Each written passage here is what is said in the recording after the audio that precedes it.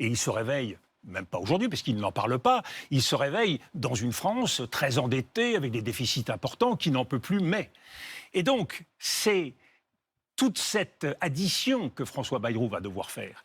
Et François Bayrou peut, par petites touches, changer le logiciel macroniste, le faire évoluer, au point, avant que Emmanuel Macron ne s'en rende compte, de le convaincre qu'il doit évoluer jusqu'au moment où il le convaincra que le macronisme est mort et qu'il faut l'incarner autrement. Évoluer vers quoi? Quand vous voyez que l'idée d'Emmanuel Macron, c'est de sortir de l'arc républicain le RN et la France insoumise, est-ce que vous vous dites que c'est la bonne méthode? Non, c'est ni la bonne méthode, ni les bons principes.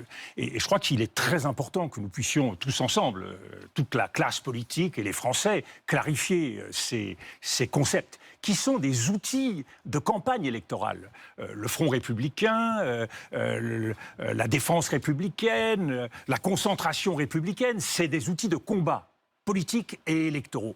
Le président de la République, il faut le lui rappeler quand même, parce qu'il oublie parfois des éléments élémentaires. Il est président de tous les Français. Il n'a pas, lui, à distinguer selon les bons et les mauvais Français.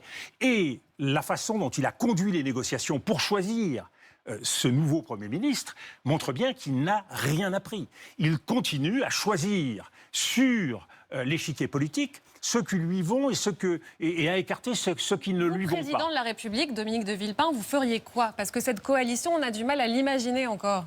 D'abord, la situation actuelle, et je pense que c'est un des constats que va faire François Bayrou très vite, ne laisse pas beaucoup d'autres choix au Premier ministre qu'un accord de non-censure. Donc c'est dans les 3 choix qu'avait présenté le président de la République, l'accord de coalition, l'accord de programme et l'accord de non-censure, il ne reste que ça. Donc c'est vraiment la politique réduite aux acquets. Parce que pour l'instant, on en est à un deal, pas de 49-3, pas de censure, pas de dissolution. C'est-à-dire quoi? C'est-à-dire que chacun, le président, le Parlement et le gouvernement, chacun renonce à ses prérogatives centrales, institutionnelles. C'est en quelque sorte un reniement, on se dépouille, on arrive, et là encore, marché de dupes, parce qu'il est bien évident que chacun d'entre eux peut à tout moment y recourir, au moment qu'il aura choisi, tout en ayant pris l'engagement de ne pas le faire. Mais si le pays est bloqué, Emmanuel Macron, à partir du mois de juin, pourquoi renoncerait-il à clarifier le jeu politique et à dissoudre? Mais le pays est-il condamné à être bloqué? Vous feriez quoi? Vous gouverneriez avec qui? Eh bien, c'est là où il faut se donner de nouvelles marges de manœuvre.